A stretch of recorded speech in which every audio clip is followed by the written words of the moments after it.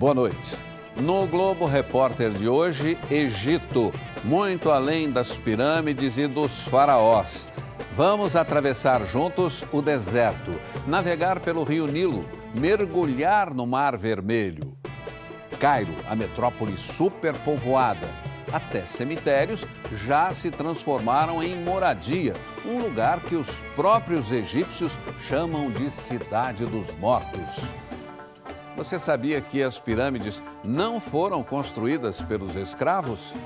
Nossos repórteres entram na área onde só os arqueólogos têm acesso e revelam uma vila que passou séculos coberta de areia. Como vivia um povo de 4.000 anos atrás? As mulheres que conhecem o segredo de um dos mais saborosos pães do mundo. E os superhotéis fantasmas, um resort de luxo com 1.000 apartamentos vazios. O programa desta noite é uma coprodução com a EPTV, afiliada da Rede Globo.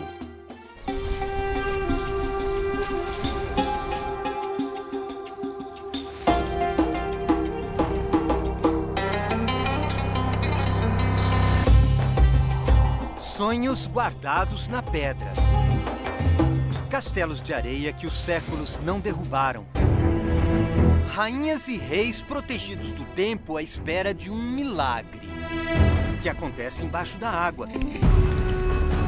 O Mar Vermelho, bíblico, é uma floresta tropical submersa rodeada de desertos.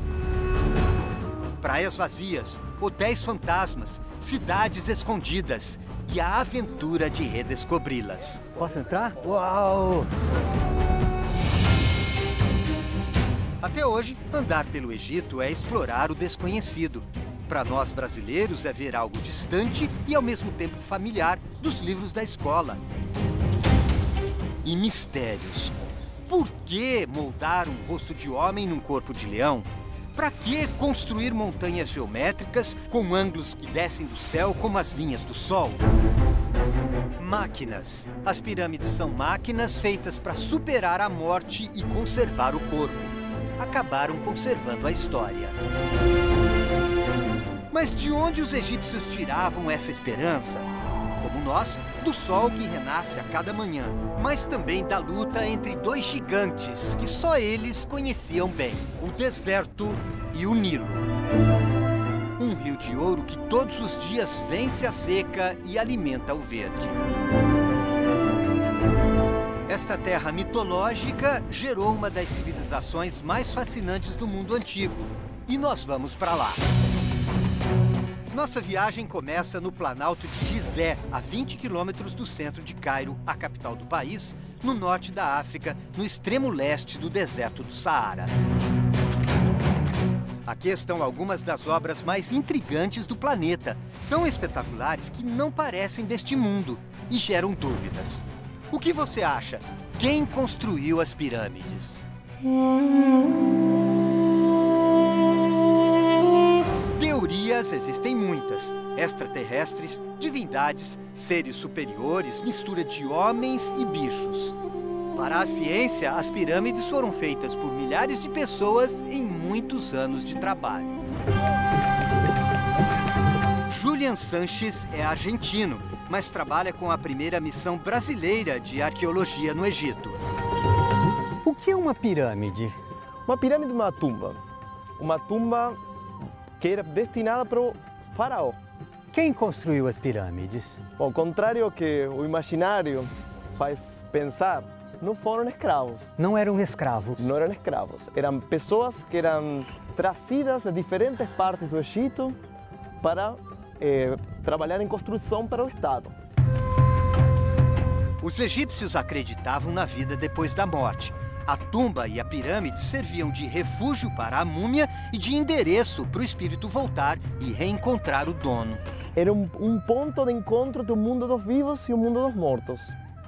E a salvação de todo mundo dentro da sociedade egípcia se consegue somente por meio do faraó. O local de construção das pirâmides se tornava solo sagrado. Não era todo mundo que podia entrar, não. Por isso, eles construíram aqui perto uma outra cidade, separada deste imenso complexo que hoje é um dos lugares mais visitados do mundo. Um muro de até 5 metros de altura separa os dois sítios arqueológicos. No começo do dia, os trabalhadores passavam por este portal e construíram maravilhas. Há 4.500 anos, quem passa por aqui se surpreende com as 3 grandes pirâmides, Quéops, Quéfren e Miquerinos.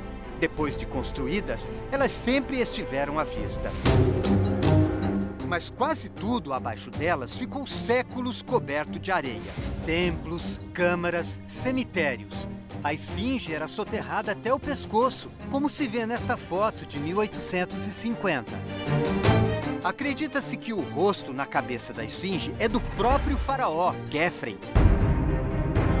A imagem dele sobre um corpo de leão estabelecia o guardião perfeito do túmulo. Vigilância de rei com força de fera. 73 metros de comprimento por mais de 20 de altura. Pena que a maior estátua do mundo feita de uma rocha só pouco adiantou. As múmias, tanto a dele quanto a dos vizinhos, Quéops e Miquerinos, foram vítimas de saqueadores, roubadas há milhares de anos. Mas a pirâmide ainda tem um tesouro. Você já reparou? Por que a ponta de Quéfren é diferente das outras? É que ela é a única das 3 que ainda mantém o acabamento original, com uma camada mais lisa. Um dia, toda ela foi coberta assim. As 3 pirâmides eram desse jeito, que isso foi se perdendo por movimentos sísmicos e posteriormente usadas para material de construção. Roubadas. Exatamente. Deixamos este cenário grandioso e seguimos em direção à maior cidade da África. Para quem viaja para o Egito, o Cairo poderia ser um lugar de descanso. Não é. Tem 9 milhões de habitantes, trânsito caótico e buzinadores reincidentes. Foi fundada tarde, quer dizer, só há 1000 anos, pelos árabes. A vida acontece nas ruas. A simplicidade, o luxo, o tempo dourado dos faraós, a mágica do gênio e a arte genial. A calçada é vitrine, produção. O menino Sir trabalha numa padaria, tira os pães queimando, e eles queimam. Uau! Nossa, que quente que é! Uau! Nossa, é muito quente! Sur, Sur! A mãozinha dele tá quentinha, Sur! Uau, é muito quente! Não sei como ele aguenta. Uau! Tadinho do menininho, cara! O menino precisa ser rápido, o rosto mostra o cansaço. Nenhum dos outros, que são mais velhos, quer fazer o que ele faz. Daqui a alguns anos, se tiver sorte, ele pode ser promovido e passar para entregador. Seria bom que fosse num tapete mágico, mas é de bicicleta. Nesta outra profissão, a vida depende do equilíbrio. Samir pedala 10 horas para fazer 70 entregas por dia. As distâncias são cada vez maiores, porque a cidade não para de crescer. As muralhas sustentam um orgulho oriental, mas não conseguiram conter a explosão demográfica. Nos últimos 50 anos, a população mais que triplicou. A região metropolitana já passa dos 20 milhões. Este é um lugar diferente de todos os outros no mundo. Isso é um cemitério e muito antigo. Algumas tumbas têm 1.400 anos. Mas há pouco tempo, os moradores de Cairo invadiram a área e passaram a viver aqui.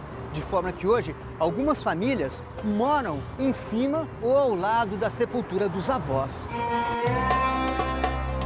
Um terreno triste, de capricho desmanchado pelo tempo. Nosso guia não queria entrar, mas concordou em passar de carro.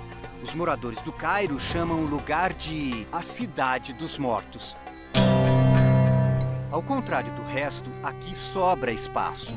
Ruas e calçadas vazias, pátios abandonados. Por ser um cemitério islâmico, os túmulos não têm cruzes. mas estes são jazigos. As famílias mais ricas construíam templos enormes em homenagem aos mortos. Também foram invadidos. Às vezes aparecem barracas que vendem comida e refrigerantes. Ninguém sabe quantas pessoas moram aqui. As contas vão de 10 a 100 mil. A maioria veio por não ter como pagar aluguel. Ahmed, que fala um pouco de espanhol, conta que os egípcios evitam a cidade dos mortos. Aqui é perigoso? Sim, senhor. Porque Diz que tem criminosos. Por ironia, o sossego faz daqui a comunidade mais calma do Cairo. E só quem anda pelas ruas conhece a maior metrópole do mundo árabe. Uma das recompensas é descobrir restaurantes como este. Bonito, tradicional e barato. Cheio de mimos.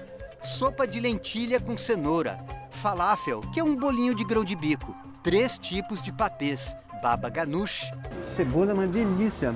Vários sabores juntos. Você tem hortelã, grão de bico, muita coisa, berinjela. Muito bom. E para completar, kafta. Tudo isso custou R$20. Hoje a culinária é árabe e farta, mas e nos tempos dos faraós? Os alimentos eram usados como moeda. Os construtores das grandes pirâmides eram pagos em grãos, cerveja e pão. Além do trabalhador receber a sua cota em trigo e em cevada, ele recebia um salário básico, eram 10 pães e 1/3 de um jarro de cerveja. Vamos para a periferia, quase zona rural de Luxor. Mohamed Farouk vem de uma família de agricultores e nos leva para conhecer os costumes que não aparecem nos roteiros turísticos. Na verdade, é um mundo à parte e fascinante. Quem já viu um curral de filhotes de camelo? Encontramos o Omar. São 5 filhotes. Os bichinhos dele têm menos de 5 anos e mais de 5 metros. O Omar está explicando aqui para mim que essa árvore aqui serve exatamente para cuidar de camelo, porque os camelos adoram as folhas e aí vai fazendo como se fosse uma sombrinha, um guarda-chuva para eles embaixo. Olha só, ele adora, hein? É um negócio milenar criar camelos, mas uma tradição ainda mais antiga nós encontramos na casa do vizinho. Salam aleikum. A família dele faz pão. Quer dizer, as mulheres fazem, né? Fogo, forno e jeito, que aliás elas têm de sobra. Quando chegamos, a massa já estava pronta e a caminho. Dezenas delas. Direto para o forno? De jeito nenhum. A receita antiga pede 2 ingredientes indispensáveis: tempo e sol. Essa massa acabou de sair da cozinha. Ó, ela ainda está assim. Aí eles deixam meia hora no sol, o pão cresce e ganha uma certa consistência. Olha a diferença, né? Esse já cresceu. Então esse aqui já está pronto para ir para o forno. Que também já está na temperatura ideal. As mulheres calculam tudo. É uma responsabilidade, mas também uma honra. Dona Fátima, a mais velha, parece feliz em comandar a operação. Ela sabe como nenhuma outra conciliar a mansidão da massa com a braveza do fogo. No fundo, é uma dedicação comovente. Entram esforço e promessa, saem orgulho e beleza.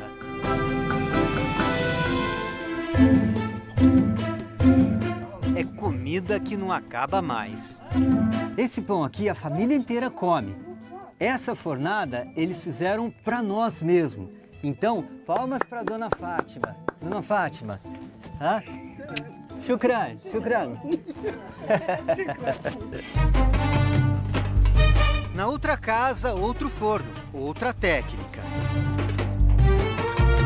Aqui é o fundo da casa da senhora Atiati, essa mulher muito simpática. E esse aqui é o mishaba. É um rolo de abrir massa e ela vai mostrar agora pra gente. Estica muito. Já tá com o tamanho de 2 pizzas normais ou de uma pizza gigantesca. Mas não é pizza não, eles chamam de fatira. Então agora é eu que vou tentar. Já aprendi, parece que é muito fácil. É só jogar um pouquinho de farinha em cima da tábua. Tama. Tá? E aí? Não. E aí? Ai. Nossa, é difícil. Não vai, ó. Dá tudo errado. Ok, pronto. Pronto. Pronto. Ela não quer. É difícil. Olha o que virou meu pão. Ei, estraguei a massa. Melhor deixar com quem sabe. Ah, tem que pôr mais farinha. Agora vai, né? Bem difícil, viu? Ela usa o meio do rolo para fazer, ó. Ela controla a grossura da massa com a mão em cima do rolo, ó. Ó, quando ela faz assim, muito bem. Igualzinho meu. A fatira, eles falam que vai muito bem com leite pela manhã ou com a sopa à tardezinha, no começo da noite. Eu vou provar. É muito fina, mais fina que a nossa massa folhada. E suave. Tem um gosto bem suave, quase sem sal. Na hora da fome, eles juntam a massa com a vontade de comer. Molho de grão de bico, melaço de cana, tudo simples e perfeito, além de saudável. Geralmente as fornadas dão para uma semana. Dessa vez elas não devem chegar a tanto. Os convidados aproveitaram como se não comessem há séculos. E olha que o pão, pelo menos por aqui, não mudou tanto.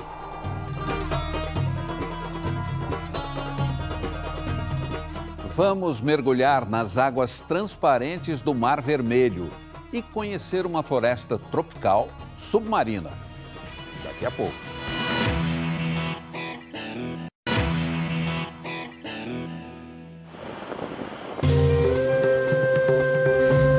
A história do Egito é escrita por uma única linha de água. A travessia heróica do Nilo pelo deserto ensinou os egípcios a sonhar. Para eles, a porta do paraíso ficava bem ali, na outra margem do rio. O Templo de Luxor. Para mostrar que o céu é mais forte que a terra, os antigos suspenderam o granito no ar. Quando os europeus descobriram, ficaram encantados. Tanto é que levaram embora muito do que viram. Até o que é difícil de acreditar. Repare no obelisco. Eram 2. O outro, que ficava à direita da entrada, foi levado para a França. Isso mesmo, está na Praça da Concórdia, em Paris. Virou cartão postal num dos pontos mais movimentados da Europa. Por sorte, nem tudo mudou de lugar. E com o que resta, Luxor mantém a majestade. Um lugar que fez reis e rainhas, como Tutankhamon, o da máscara de ouro, e Hatshepsut, a deusa faraó. Nestas terras, qualquer duna pode ser a residência de um tesouro perdido. E o endereço de um deles é brasileiro. Estas imagens foram feitas em março de 2017. O professor José Roberto Pellini, da Universidade Federal de Minas Gerais, comanda a primeira expedição brasileira de arqueologia no Egito. A tumba é uma tumba que nunca foi trabalhada, é uma tumba inédita, ela nunca foi escavada, inclusive, e a gente agora está trabalhando, a partir do ano que vem, na escavação da câmara funerária. Ela tem revelado coisas bastante interessantes e material bastante preservado. Julian estava lá no dia da abertura. Agora voltamos com o argentino de Minas Gerais para o local, que dessa vez está fechado, vazio. Como Julian é arqueólogo, ele nos ajudou com a autorização para ir até a entrada da tumba brasileira. E a gente sabe quem foi enterrado aqui? Quem era o dono? O proprietário se chamava Amenemhat. Amenemhat. Era um chefe de celeiro. Ele trabalhava na administração de um templo do faraó. Estas são imagens feitas pelos pesquisadores dentro da tumba. É aqui que eles pesquisam como era a vida há 3.400 anos. e já fazem descobertas. Fragmentos de cerâmica, pinturas e de figuras, um rosto, uma perna, enigmas. O desafio é decifrar e interpretar o significado de cada um. Os arqueólogos se surpreenderam com a qualidade dos desenhos nas paredes. Coloridos, expressivos, ricos. É como se o Brasil pusesse o pé no mundo antigo. Uma história de futuro. Voltamos para a estrada. Agora já rodamos mais de 900 quilômetros pelo deserto. É como se o Saara engolisse todas as cores. Mas num descuido da areia, o azul ressuscita. É o milagre do Mar Vermelho, um pedaço de água cercado de deserto por todos os lados. Ele preenche uma cavidade alongada entre a África e a Ásia, o Canal de Suez e o Golfo de Aden, na saída para o Oceano Índico. Para quem vem do deserto, é uma miragem de cristal líquido que o sol acende em tons inexplicáveis. Riscos claros que guiam os sonhos por um mundo turquesa. O mar de vermelho só tem o nome. E outra curiosidade é que ele não recebe água de nenhum rio. Todos os vizinhos são secos. Lá atrás fica o deserto da Arábia. Para cá, o deserto do Sinai. E à nossa frente está a imensidão seca do Saara. Esse mar, só por existir, já é um milagre. E parece que o esforço dele em sobreviver no meio de tanta areia faz desse lugar uma maravilha ainda mais surpreendente. Aqui perto da praia, a água é rasa por muitos metros. E aí as pessoas pegam essa combinação de delícias para uma brincadeira que só pode ser feita aqui. Elas andam como se fossem atravessar o Mar Vermelho. Passos descontraídos que refazem a jornada bíblica. Como Moisés guiou os seguidores daqui para a Terra Prometida, os pais seguram os filhos pela mão. O namorado ajuda, as crianças se divertem. Caminhar na água é o esporte preferido. O que vai longe é a faixa costeira. Só o lado ocidental no Egito tem mais de 1000 quilômetros. É claro que o turismo é a fonte principal de renda. A multiplicação dos resorts mudou a cara da região de Hurghada, uma cidade que há 30 anos era uma vila de pescadores. O recorde de 15 milhões de turistas em 2010 espalhou euforia e os egípcios levantaram hotéis aos montes. I would say billions of dollars. Foram bilhões de dólares investidos, diz este diretor de hotel. São 70 quilômetros cheios de hotéis 5 estrelas, cada um com mais de 1000 quartos. 1,000 rooms. Mas em 2011, a onda de protestos da chamada Primavera Árabe chegou ao Egito. As inquietações que derrubaram o presidente Hosni Mubarak assustaram os visitantes. O número de turistas caiu para 1/3. Gigantes e vazios, empreendimentos inteiros viraram corredores de hotel fantasma. Eu pergunto sobre a segurança no país. O Egito é um lugar seguro. Se você anda na linha, respeita as leis, as regras e os costumes. Rules and regulations. O francês Jean-Luc também se sente seguro por aqui. Tanto que em 2007 veio mergulhar em Hurghada e nunca mais saiu. Eu dei a volta ao mundo e foi aqui que eu decidi jogar as minhas malas no chão e ficar. No caso dele, ficar significa sair todo dia para o mergulho. Jean-Luc comprou um barco, montou uma equipe e foi viver de brisa, do vento que sopra no convés. Decidimos visitar a casa dele, não o barco, esta outra, bem maior. Se o mergulho é numa casa, logo depois da entrada parece que chegamos ao jardim. Mas é muito mais que isso. Estamos numa imensa colônia de corais, uma floresta tropical embaixo d'água. Cores e formas, roxo, amarelo, lilás, difícil decidir para qual olhar. A parte viva dos corais, chamada de pólipo, libera uma secreção de cálcio que a endurece e forma a base dos recifes. O esqueleto das colônias são os arquitetos silenciosos do mar. Constroem plataformas, torres, pontes e castelos. Complexos e delicados, uma renda de 5 metros de largura. O peixe-papagaio não reclama de osso duro. Dá para ouvir as mordidas.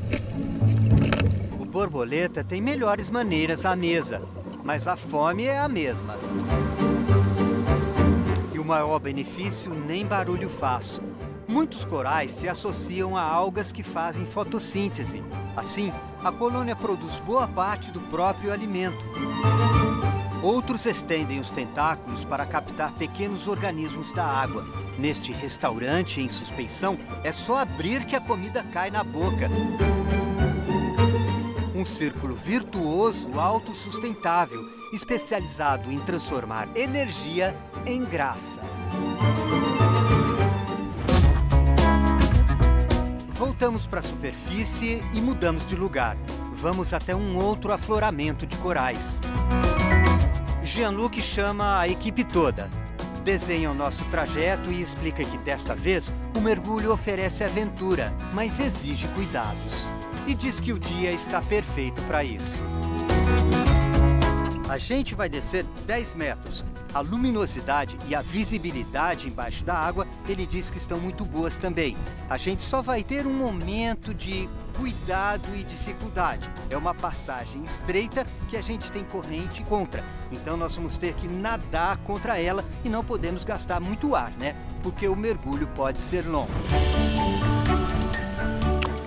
Só que o que vimos superou as expectativas. Estamos diante de tudo que faz do Mar Vermelho um dos melhores pontos de mergulho do mundo. Corais gigantescos e cardumes deste tamanho. É um espetáculo que os olhos veem, mas a gente demora para acreditar. Comunidades inteiras de peixes pequenos. Centenas, milhares deles conectados por um único e enigmático senso de percepção. Eles reagem em grupo. Uma coreografia que o ensaio de milhões de anos levou à perfeição. Já viu chuva embaixo d'água, com rajada de vento? Depois do cardume, a bonança. A tartaruga passa num voo tranquilo, sem turbulência. Céu limpo também para a lesma marinha. O nome dela é sugestivo. Dançarino espanhol. Traje carmim com franja cor-de-rosa. No quesito fantasia, o povo inovou nos efeitos especiais. Entra em cena escuro, mas repare na parte de trás. Aparecem riscos claros. Aos poucos, ele ajusta as cores e as formas do corpo para se confundir com o coral. Camuflagem é importante, porque a moreia está atenta. E pior, saiu da toca, desfilando o corpo pintado de 1,5 metros. Com mandíbulas poderosas, dentes afiados e fama de brava, ela não tem muitos admiradores. Mas olhando de perto, até que é bonita. Bonitinha? Aparências às vezes enganam. O peixe-leão veste roupa caprichosa, mas esconde ferrões venenosos. É o rei da selva? Difícil saber, mas com certeza nós encontramos a Floresta dos Leões. Um reino encantado, numa bela colina de calcário. Daqui a pouco, vamos atravessar o deserto, navegar pelo rio Nilo e alcançar o vale que esconde a misteriosa cidade de pedra.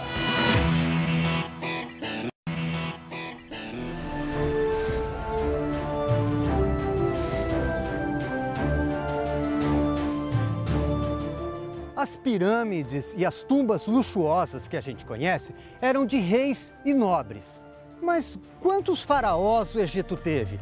200, 300? E os outros? E as pessoas comuns, que eram milhões? Pois é, infelizmente sobre isso, os arqueólogos ainda sabem pouco. Porque ao contrário das pirâmides, que ficavam no deserto, as cidades ocupavam as regiões mais úmidas, é claro. Com o tempo, as casas que eram feitas de tijolo de barro da lama do Nilo foram desaparecendo. Mas existe uma cidade que fica escondida num vale fechado, bem longe daqui, que foi feita de pedra. E é atrás dessa cidade lendária que nós vamos a partir de agora. Carro em movimento, o horizonte imóvel. Nem o vento mexe as dunas, que petrificam e viram morros. Uma máquina parece submergir na perdição da areia, que engole tudo. No lugar onde o planeta excluiu as árvores, restam sol e solidão. Estamos sozinhos. A estrada é a única aliada, sem lanchonetes nem postos. Para piorar, a Ahmed insiste em rodar sem ar-condicionado para economizar combustível. Lá fora, 45 graus. Ninguém merece, hein, Ahmed? E quando tudo era sufoco, o alívio.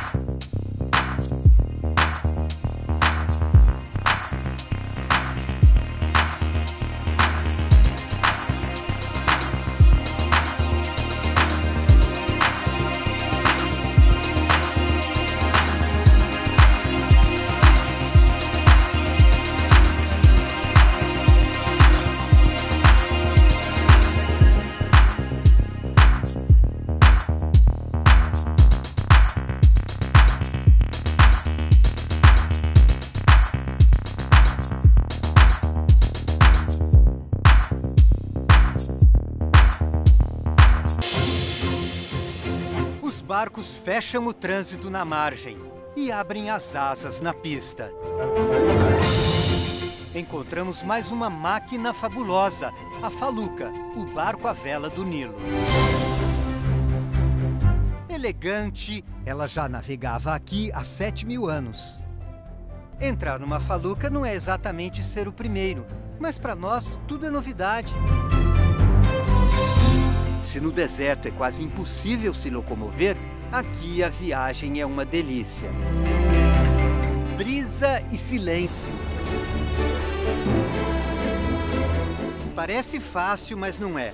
Num jogo de cordas e carretilhas, os braços do timoneiro chegam às velas, que se empolgam. Muito antes da invenção do motor, isso já dava certo. E a agricultura também.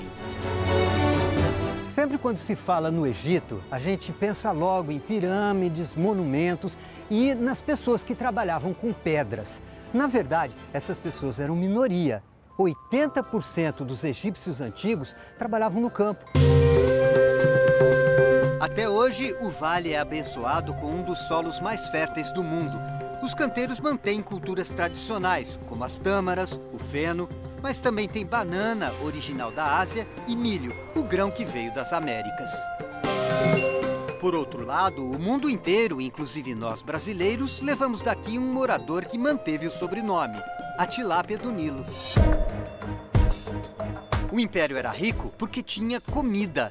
Enquanto os europeus ainda se cobriam com peles de animais, os egípcios já colhiam trigo, cevada, lentilha, grão de bico e plantavam flores, crisântemo, lótus e frutas, uva e romã.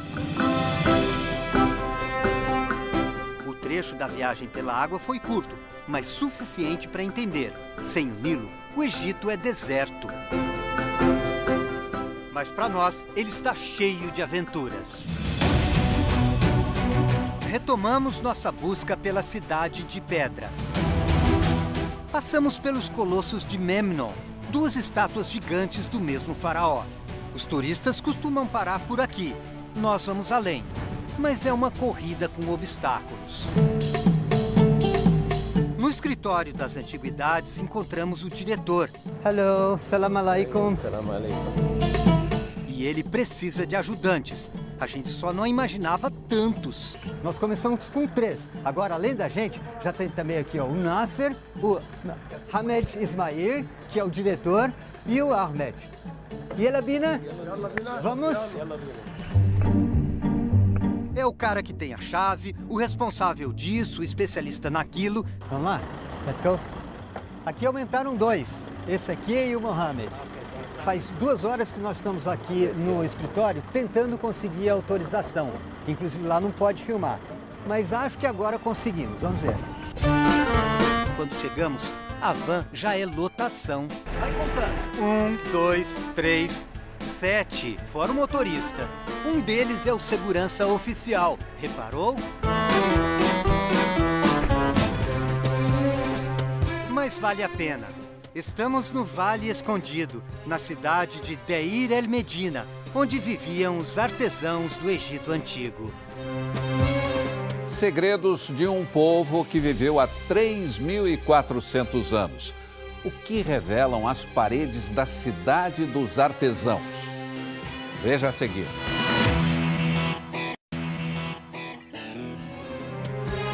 Voltamos 3.400 anos no tempo. Muros, ruas, pedaços de cerâmica que os cientistas ainda estão estudando e até a cavidade do reservatório de água. Tudo o que um vilarejo de verdade tinha. Em vez de pirâmides, capelas para pedir e agradecer. Mas como eram as casas?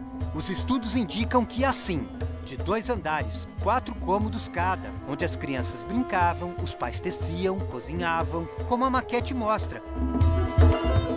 Os homens pintavam e esculpiam as tumbas dos reis que ficavam a quilômetros dali. Às vezes faziam isso para eles mesmos. Retalhos de parede mostram um pouco desta beleza. Era um vilarejo próspero e agitado, mas foi abandonado, esquecido e coberto de areia por quase 3.000 anos. Só voltou à luz há pouco tempo. E nós vamos ver de perto. A gente tem que agradecer muito ao Mohamed que ele conseguiu autorização para a gente entrar aqui. Então nós vamos com muito cuidado e eu vou levar uma câmera para ver o que a gente filma.